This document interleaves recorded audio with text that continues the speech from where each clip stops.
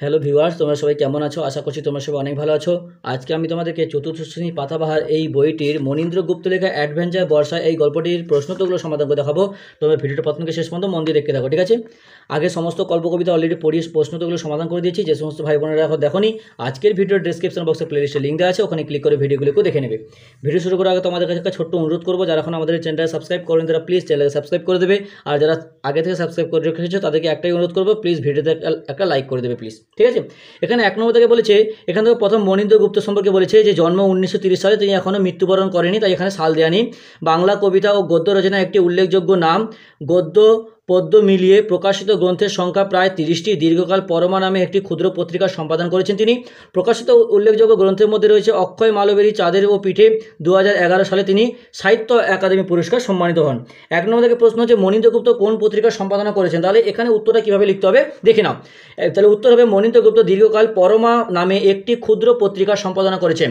2 নম্বর থেকে প্রশ্ন আছে তার লেখা একটি বইয়ের নাম লেখা। উত্তর হবে অর্থাৎ মনীন্দ্রগুপ্ত লেখা একটি বইয়ের নাম হলো অক্ষয় মালবেরী ও চাঁদের ও পিঠে। তারপরে দেখো 3 নম্বর থেকে বলছে অনধিক দুটি বাক্যে নিচের প্রশ্নগুলির আমাদেরকে উত্তর লিখতে বলছে। 3-এর প্রশ্ন আছে এই গল্পে কত কি সূত্রে বাড়ি এসেছিলেন? উত্তর হবে এই গল্পের কত গ্রীষ্মের ছুটিতে বাড়ি এসেছিলেন। 3-এর 2 নম্বর থেকে প্রশ্ন খবর পেয়ে কারা কারা এলেন? উত্তর হবে খবর পেয়ে ছোট পিসিমা আর সেজো পিসিমার 4 ছেলে মেয়ে এলো। 3 নম্বর থেকে প্রশ্ন টমবয় শব্দের অর্থ কী? উত্তর হবে টমবয় শব্দের অর্থ হলো গেছো মেয়ে। 3-এর 4 নম্বর থেকে প্রশ্ন কার নাকে নলক ছিল? উত্তর হবে সেজো পিসিমার মেয়ের নাকে নলক ছিল। 3-এর 5 প্রশ্ন ভাই বোনেরা মিলে কি ঠিক করলো? উত্তর হবে ভাই বোনেরা মিলে ঠিক করলো যে ছোট পিসিমা বাড়ি হয়ে সেজো পিসিমার বাড়ি যাবে। নেক্সট 3-এর 6 নম্বর থেকে প্রশ্ন ফ্যানসা ভাত কি? উত্তর হবে ভাতের সঙ্গে ফ্যান মিশিয়ে থাকাকে ফ্যানসা ভাত বলে।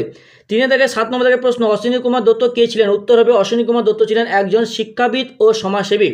3-এর 8 কতক এবং তার ভাই বোনেরা সন্ধ্যার আগেই কোথায় গিয়ে পৌঁছেছিল? উত্তর হবে কতক এবং তার ভাই বোনেরা সন্ধ্যার আগেই ছোট পিসিমার বাড়ি পৌঁছেছিল। 3-এর 9 নম্বর থেকে প্রশ্ন 5 ভাই বোনের কাছে ছাতা কটা ছিল? উত্তর হবে 5 ভাই বোনের কাছে একটি মাত্র ছাতা ছিল। 3-এর 10 নম্বর থেকে প্রশ্ন বাড়ি ফিরে কতক কি করেছিল? উত্তর হবে বাড়ি ফিরে কতক তাড়াতাড়ি গা মাথা মুছে শুকনো কাপড় পরে পুরো কাঁথার মধ্যে সেঁত দিয়ে গিয়েছিল শরীর গরম করতে। 4 নম্বর থেকে এখানে দেখো সন্ধি বিচ্ছেদ বলছে, ঠিক আছে? এখানে সন্ধি বিচ্ছেদ করতে বলছে। তাহলে দেশান্তর সন্ধি বিচ্ছেদ কী হবে? দেশ যোগ অন্তর, দেশান্তর। তারপর আছে আষাঢ়ান্ত। উত্তর হবে আষাঢ় আ পেট কেটে মনুষ্য অর্ধ যোগ অদন্তনত অন্ত। তাহলে সূর্যাস্ত দন্তস দিকে উন্তসে সূর্য যোগ অদন্তসত অস্ত সূর্যাস্ত। অপরাহ্ন অপর যোগ হয় দন্ত অপরাহ্ন। ব্যাকুল বি যোগ আকর্ষুল আকুল ব্যাকুল। তারপর দেখো কী বলছে 5 নম্বর থেকে প্রশ্নে নিচের শব্দগুলি বিভিন্ন স্বাধীন বাক্যে ব্যবহার করো। হই তাই মানে এক কথা হচ্ছে মানে বাক্য রচনা যাকে বলে আর কি। হই দিয়ে বাক্য রচনা স্কুল ছুটির পর ছেলেরা হই করে বাড়ি আসে। 2 নম্বর ছিল পুটপাট। উত্তর হবে লাঠিগুলো পুটপাট করে ভেঙে ফেললাম। তারপর দেখো টুবু প্রচণ্ড বৃষ্টি হওয়ার কারণে চারিদিকে টুবু হয়ে গেছে। 4 নম্বর দেখো ছিপছিপে লোকটির শরীর ছিপছিপে রোগা। তারপর দেখো ছটপট দিয়ে হবে ছেলেটি মাটিতে ছটপট করছে। তারপর হবে কড়কড় দিয়ে হবে বাঁশ গাছগুলো কড়কড় করে ভেঙে গেল। এগুলো ছাড়াও তুমিও অন্যরকমভাবে তোমার মতো করে কিন্তু তুমি লিখতে পারো, কোনো সমস্যা হবে না। 7 নম্বর থেকে বলছে কি বলছে নিচে 6 নম্বর থেকে বলছে লিঙ্গান্তর করো। সেজো পিসিমা মানে লিঙ্গ চেঞ্জ করতে থেকে বলছে কি সেজো পিসিমা থেকে হবে সেজো পিসে মশাই। নেড়া থেকে হবে নেড়ি। ভাই থেকে হবে বোন। প্রতিবেশী থেকে হবে প্রতিবেশিনী। তারপর দেখো 7 নম্বর থেকে বলছে নিচের বাক্যগুলি নিম্নরেখাগুলিতে অংশে কোন বচন ব্যবহার হয়েছে চিহ্নিত করো। আমি তোমাদের সুবিধার্থের জন্য কিন্তু এগুলো কিন্তু সুন্দর করে সব লিখে দিয়েছি, তোমরা দেখে নাও, দরকার হয় পড়তে লিখে নাও, ঠিক আছে? লিখে পড়বে, তাহলে বানান ভুল হওয়ার সম্ভাবনা কিন্তু একেবারেই থাকবে না। বলছে সকালবেলা ফ্যানসা ভাত খেয়ে আমরা 4 ভাই এক বোন বেরোলাম। তাহলে এটা কি বচন? এটা হচ্ছে বহু বচন। দেখো একের বেশি আছে, তাহলে এক বচন মানে কি একটি মাত্র বোঝায়, আর একের বেশি হলে সেটা বহু বচন হয়। তাহলে 7-এর 2 ছোট স্রোত এসে পড়েছে খালে। তাহলে এটা কী হবে? বহু বচন। 7-এর 3 সেজো পিসিমার মেয়ে একটি পাক্কা টমবয়। এটা হবে এক বচন। পুকুরে হাত লম্বা পুরনো কই মাছেরা সার বেঁধে মাঠ পেরিয়ে চলেছে দেশান্ত। তাহলে এটা হবে বহু বচন। 7-এর 5 আমরা কালক্ষেপ না করে 1.5, 2, 20 কই সেই উল্টানো ছাতার মধ্যে ভরে ফেললাম, এটা হবে বহুবচন হয়ে গেল।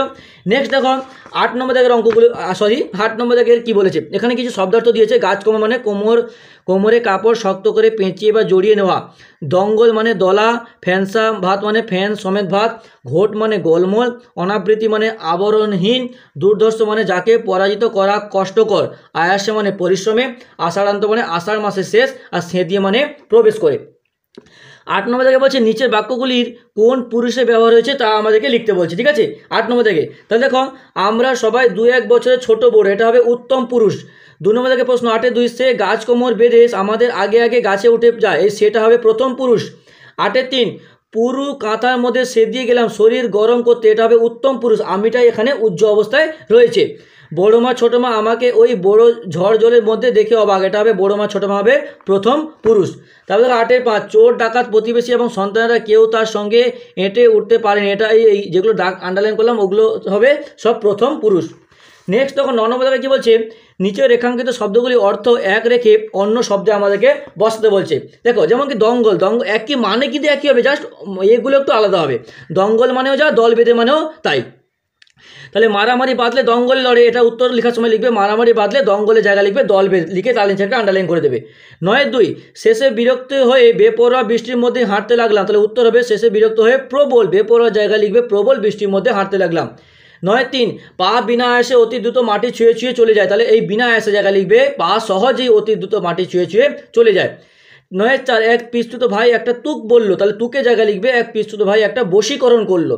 9-5 বৃষ্টিও একটু ধরে এলো, তাহলে ধরে এলো জায়গায় লিখবে বৃষ্টিও একটু কমে এলো। নেক্সট দেখো 10 নম্বর থেকে বলছে শব্দ জুড়ি থেকে ঠিক শব্দ বেছে নিয়ে শূন্যস্থান পূরণ করো, এখানে শব্দ জুড়ি থেকে এখানে ঠিক শব্দ নিয়ে এখানে আমাদেরকে পূরণ করতে হবে। দেখো তাহলে এখানে হবে পা বিনা আয়াসে অতি দ্রুত মাটি, উত্তর হবে ছুঁয়ে ছুঁয়ে চলে যায়, ঠিক আছে। এই ছুঁয়ে ছুঁয়েটা কিন্তু আমাদের এই শব্দ জুড়ির মধ্যে রয়েছে। আমি ঠক ঠক করে কাঁপতে কাঁপতে হাঁটতে গেলাম, তা কাঁপতে কাঁপতে হবে উত্তর। তারপর দেখো ড্যাশ জল দাঁড়িয়ে গেছে, উত্তর হবে মাঠে মাঠে। তারপর দেখো 10-4 মাইল 2 যেতে না যেতেই বৃষ্টি এলো, যেতে না যেতে হবে উত্তর। 10-5 সে গাছ কোমর বেঁধে আমাদের কি আগে আগে গাছে উঠে যায়, তাহলে আগে আগে হবে উত্তর। নেক্সট দেখো এখানে বলছে অশ্বিনী কুমার দত্ত জন্ম 1865 সালে, মৃত্যু 1923 সালে, জন্মসাল বরিশাল জেলার বাটাজোড় গ্রামে, পেশায় শিক্ষক, দৃঢ়চেতা অশ্বিনী কুমার ছিলেন বহু ভাষাবিদ, সুপণ্ডিত। তিনি বরিশালের গান্ধী নামে খ্যাত ছিলেন। ভক্তিযোগ, কর্মযোগ ইত্যাদি বইয়ে তার জ্ঞানের স্বাক্ষর রয়েছে। ব্যক্তিগত জীবনে অশ্বিনী কুমার দত্ত সমাজসেবা এবং দেশ সেবামূলক কাজের সঙ্গে তিনি যুক্ত ছিলেন। তারপর দেখো সেজ পিসিমার টম্বয় মেয়ে, টম্বয় মানে দেখো টম্বয় মেয়ে বলতে এক কথায় বলা হয়ে যেতে পারে ডান পিঠে বা দুর্দান্ত প্রকৃতির মেয়ে। যে মেয়েরা সাধারণত হৈ হৈ করে বিপজ্জনক খেলা খেলতে ভালোবাসে তাদের এই নামে ডাকা হয়।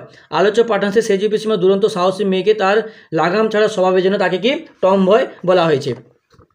নেক্সট দেখো এখানে 11 নম্বর দাগে কী করতে হবে, এই যে নগর আছে না, এই নগর দিয়ে দেখো অশোকনগর, এইগুলো দিয়ে একটা করে শব্দ গঠন করতে হবে। দেখো যোগ করে নিচে ছকটি আমাদেরকে পূরণ করতে হবে। এখানে বলছে যে এখানে যে নগরের সঙ্গে অশোক যোগ হয়েছে, গঞ্জের সঙ্গে ডাল টন যোগ হয়েছে, এরকম করে কিন্তু প্রত্যেকটা করে একটি করে আমাদেরকে শব্দগুলো লিখতে হবে। তাহলে দেখো আমি লিখেছি, দেখো নগর থেকে লিখেছি জামনগর, গঞ্জ থেকে লিখেছি রায়গঞ্জ, হাট বা হাটা থেকে লিখেছি গড়িয়াহাট বা সুতাহাটা, গাছি বা গাছিয়া থেকে লিখেছি সাঁতরাগাছি, গ্রাম বা গাঁ থেকে লিখেছি আদি সপ্তগ্রাম, তলা থেকে লিখেছি নিমতলা, গুড়ি থেকে লিখেছি শিলিগুড়ি, ডাঙ্গা থেকে লিখেছি গোবরডাঙ্গা, ডোব বা ডুবি থেকে লিখেছি আমডোবা, দহ বা দাহাল থেকে লিখেছি শিয়ালদহ। তোমরা এগুলো ছাড়াও কিন্তু অন্য কিছু লিখতে পারো তোমার মনের মতো করে, কিন্তু লাস্টে যেন এইগুলো যোগ থাকে। পাড়া থেকে রেয়াপাড়া, খালি থেকে সন্দেশখালি, ঘরিয়া থেকে বেলঘরিয়া, পল্লী থেকে উত্তর খালপল্লী, আর বাজার থেকে হচ্ছে শ্যামবাজার। নেক্সট দেখো 12 নম্বর থেকে বলেছে নিচের বাক্যগুলি কর্তা খুঁজে বের করো। আমাদের নিচে বাক্যগুলি দিয়েছে, এখান থেকে কিন্তু কর্তা খুঁজে বের করতে বলেছে। তাহলে দেখো আমাদের দলটা এবার ছোটো পিসিমা বাড়ি হয়ে সেজ পিসিমা বাড়ি যাবে, তাহলে এখানে কর্তা হচ্ছে আমাদের দলটা। নেক্সট দেখো কী বলছে কর্তা, এবার দেখো পড়ন্ত বেলায় আমরা অশ্বিনী কুমার দত্তের গ্রাম বাটা জোর ছাড়লাম, তাহলে আমরা হলাম কর্তা, তাহলে তার নিচে আমি আন্ডারলাইন দিয়ে দিচ্ছি। তারপর দেখো সেটাও হাওয়ায় দমকে উল্টে গেল, সেটাও হবে উত্তর। তারপর আমি হন হন করে পা চালালাম, আমি হবে উত্তর, তাই আমি নিচে আন্ডারলাইন করে দিলাম। বেশ হৈ হৈ করে পথ চলছিলাম, এখানে কর্তা কি উজ্জ্ব অবস্থায় রয়েছে। নেক্সট দেখো 13 নম্বর থেকে বলছে নিচের প্রশ্নগুলি উত্তর নিজের ভাষা আমাদেরকে লিখতে হবে। বলছে ছোটো পিসিমা বাড়ি যাওয়ার পথের বর্ণনাটা আমাদেরকে দিতে বলেছে, তাহলে এখানে উত্তর লিখছি। দেখো সকালবেলা ফ্যানসা ভাত খেয়ে কবিরা 4 ভাই 1 বোন বেরিয়ে পড়েছিল। তারা আনন্দ করতে করতে পথ চলতে লাগলো। যেতে যেতে দেখতে পেল মাটির উঁচু পথের দুপাশে নানা উচ্চতার পাটক্ষেত্র। গ্রীষ্মের রোদ খুবই কড়া, কিন্তু পাটক্ষেত্রে নীল হাওয়া এসে সেই তাপ উড়িয়ে নিয়ে যাচ্ছে। পড়ন্তবেলা তারা অশ্বিনী কুমার দত্তের গ্রাম বাটাজোর ছেড়ে সন্ধ্যার আগেই ছোট পিসিমা বাড়ি পৌঁছেছে। নেক্সট দেখো এখানে কী বলছে, বড় পিসিমা বাড়ি যাওয়ার পথে ঝড় বৃষ্টি এবং কই মাছ ধরার বিবরণ দাও। দেখো এখানে বড় পিসিমা বলেছে, এখানে বড় পিসিমা কিন্তু আমরা কবিতার গল্পের মধ্যে পড়িনি, এটা হবে সেজ পিসিমা, ঠিক আছে। ছোট পিসিমা এটা হবে সেজ পিসিমা, ঠিক আছে। তাহলে এখানে লেখার সময় আমাদেরকে লিখতে হবে যে বেশ হই হই করে পথ চলছিল, অপরাহ্ন হঠাৎ মেঘ উঠলো যেন নীল ঘাস দিয়ে বোনা, পাখির বাসা হাওয়া আর বিদ্যুৎ তার মধ্যে এসে ঘোট পাকাতে লাগলো। তারপর লুটাপাট করে বৃষ্টি নামলো। কবিদের 5 জনের একটি মাত্র ছাতা, সেটাও হাওয়া দমকে উল্টে গেল। বৃষ্টি কমে গেলে তারপর তারা হাঁটতে শুরু করলো। মাঠে মাঠে জল দাঁড়িয়ে গেছে, দূরে দেখা যায় পাট ক্ষেত্রের উপর বৃষ্টি ঘুরপাক খাচ্ছে। 2 নম্বর থেকে প্রশ্ন, মাছ ধরার বিবরণ আমাদেরকে দিতে বলছে, মানে ওই একই প্রশ্নের পার্ট 2। তাহলে উত্তর কী হবে, সন্ধ্যার মুখে পিসিদের বাড়ির কাছাকাছি এসে দেখে মাঠের জল একটা টুবু টুবু ভরা পুকুরের সঙ্গে এক হয়ে গেছে, আর সেই গোড়ালি ডোবা ছিপছিপে জলের পথ ধরে পুকুরের আধ হাত লম্বা পুরনো কই মাছেরা সার বেঁধে মাঠ পেরিয়ে চলেছে দেশান্তরে। কবিরা কালক্ষেপ না করে 1.5-2 কুড়ি কই সেই উল্টানো ছাতার মধ্যে ভরে ফেললো, ঠিক আছে।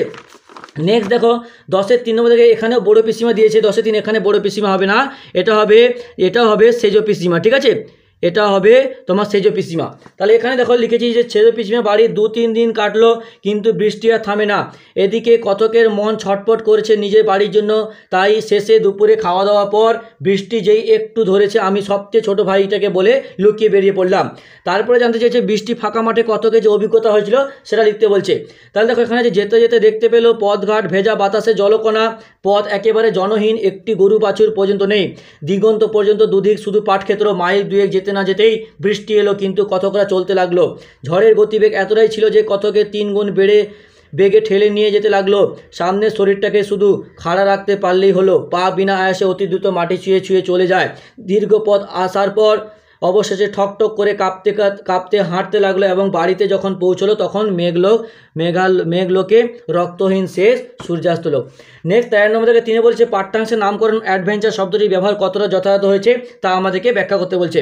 লিখেছি উক্ত গল্পে আমরা দেখতে পাই যে কতকের সাহসিকতা যথেষ্ট রয়েছে। এই গল্পে ঝড় বৃষ্টির কথাও বলা হয়েছে, তাই যা অ্যাডভেঞ্চার শব্দটির ব্যবহারের ক্ষেত্রে যথেষ্ট। এইটুকু ছোট করে লিখলেই হবে। অনেক বড় লেখা যায়, কিন্তু অনেক বড় লিখতে হবে না তোমাদের এখনও, যেহেতু তোমাদের এখন ক্লাস ছোটো, তাই বেশি বড় করে লেখার কোনো দরকার নেই। 13-3 বলেছে কোনো একটি বৃষ্টিমুখী দিনের কথা উল্লেখ কর। কোনো একটা বৃষ্টিমুখী দিনের কথা উল্লেখ এটা তোমাদেরকে নিজে থেকে করতে হবে। কোনো একটা বৃষ্টিমুখে তুমি কোথাও ঘুরতে গেছিলে, কোথাও ভিজেছিলে কিনা, এগুলো তোমরা নিজেরা লিখবে। নেক্সট 14 নম্বর থেকে বলছে নিচের 2টি ছবির মধ্যে 6টি অমিল খুঁজে বের করো। এখানে যে 2টি ছবি রয়েছে এখানে 6টি অমিল খুঁজে লিখতে বলছে। আমি তোমাদের কয়েকটি অমিল খুঁজে দেখাচ্ছি। দেখো এখানে দেখো এই যে ঘুড়ির মধ্যে কি রং নেই, এখানে দেখো ঘুড়ির মধ্যে এখানে দেখো রং করা হয়েছে। নেক্সট দেখো এখানে তুমি যদি একটু চেয়ে দেখো এই গাছে দেখো পাখি রয়েছে, কিন্তু এইখানে গাছে দেখো পাখি নেই, দেখেছো। তারপর দেখো এখানে দেখো 3টে ফুল রয়েছে, এখানে দেখো 2টো রয়েছে, ঠিক আছে। এইরকম করে একটু মানে ভালো করে তোমরা দেখলেই বুঝতে পারবে। দেখো এখানে দেখো এই জায়গাটায় মেঘ রয়েছে, কিন্তু এখানে এই জায়গাটায় মেঘ নেই। এইরকম করে কিন্তু কয়েকটা বের করলেই হয়ে যাবে। নেক্সট দেখো 97 নম্বর পৃষ্ঠায় বলছে নিচে সব সূত্রগুলি কাজে লাগিয়ে শব্দ শক্তি আমাদেরকে পূরণ করতে হবে। দেখো এখানে আমাদেরকে নিচে উত্তরগুলো দিয়েও দিচ্ছে, জাস্ট বসাতে হবে। পাশাপাশি মাটির উঁচু পথের দুপাশে নানা উচ্চতার ড্যাশ ক্ষেত্র, দেখো পাশাপাশি এখানে হবে পাট ক্ষেত্র, তাহলে এটা হবে পয়াকাট্ট পাট। তারপর দেখো বিখ্যাত সমাজ সংস্কারক, তারপর পাট ক্ষেত্রে নীল হাওয়া এসে তাপ উড়িয়ে নিয়ে যাচ্ছে, সমার্থক শব্দ লেখো। দেখো এখানে বলছে বিখ্যাত সমাজ সংস্কারক, এটা হবে অশ্বিনী কুমার দত্ত, ঠিক আছে। এখানে লিখতে হবে আমাদেরকে যে অশ্বিনী কুমার দত্ত। এই যে সেম পাশাপাশি যেটা লিখছো না 1 নম্বর থেকে, এটাও দেখো এখানেও তোমার পাশাপাশিভাবে পয়াকাট্ট পাট এরকম করে লিখতে হবে। আমি নিচেগুলো জাস্ট করে দিচ্ছি, ঠিক আছে। তারপরে দেখো 6 নম্বর থেকে বলছে পাট ক্ষেত্রে নীল হাওয়া এসে তাপ উড়িয়ে নিয়ে যাচ্ছে, সমার্থক শব্দ লিখতে হবে। যেখানে দিয়েছে দেখো গরম, তাহলে এখানে এটা হবে গরম। নেক্সট দেখো চাঁদচির ড্যাশ, তাহলে এখানে দেখো 7 নম্বর থেকে কী আছে চাঁদচির লোহার পুল, তাহলে এখানে লিখতে হবে আমাদেরকে যে লোহার পুল। নেক্সট অশ্বিনী কুমার দত্তের গ্রাম, তাহলে 9 নম্বর থেকে এখানে বলছে বাটাজোড়, তাহলে এখানে লিখতে হবে বাটাজোড়। এখানে জাস্ট দিয়ে দিচ্ছে, তোমাদেরকে জাস্ট একটা নিজে থেকে করে করতে হবে। নেক্সট দেখো আমাদের ড্যাশ জন্য তল্পি মারা একটি মাত্র ছাতা, এখানে হবে তাহলে কি 5 হবে। তাহলে আমি চটপট করে দেখো লিখে দিচ্ছি। তাহলে এটা হবে, তারপরটা মাথা, তারপরটা হবে হাওয়া, ঠিক আছে। এখানে জাস্ট দেওয়া আছে। তারপরটা হবে দল, কতটা 16টা হবে দল, 16টা হবে যে দল। তারপরে দেখো এখানে আছে 17 কোমর, 17টা হবে, তাহলে এখানে কী হবে 17টা হবে কোমর, কয়কার মোর কোমর। তারপর দেখো এখানে 19 আছে কই, তাহলে 19-এর দাগে দেখো হবে কই, আর 20-র দাগে হবে নেড়া। তারপর দেখো উপর নিচে এখানে দেখো দিয়ে দিচ্ছে 1 নম্বর এখানে হবে পাখি, প্রথম ছকে 2 নম্বর হবে পিসিমা, তাহলে এখানে লিখে দিচ্ছি আমি পিসিমা। 3 নম্বর দেখে শেষপুর আছে একটা জায়গার নাম, এখানেও শেষে পুর আছে, এটা হবে বদরপুর, তাহলে এটা হবে বদরপুর।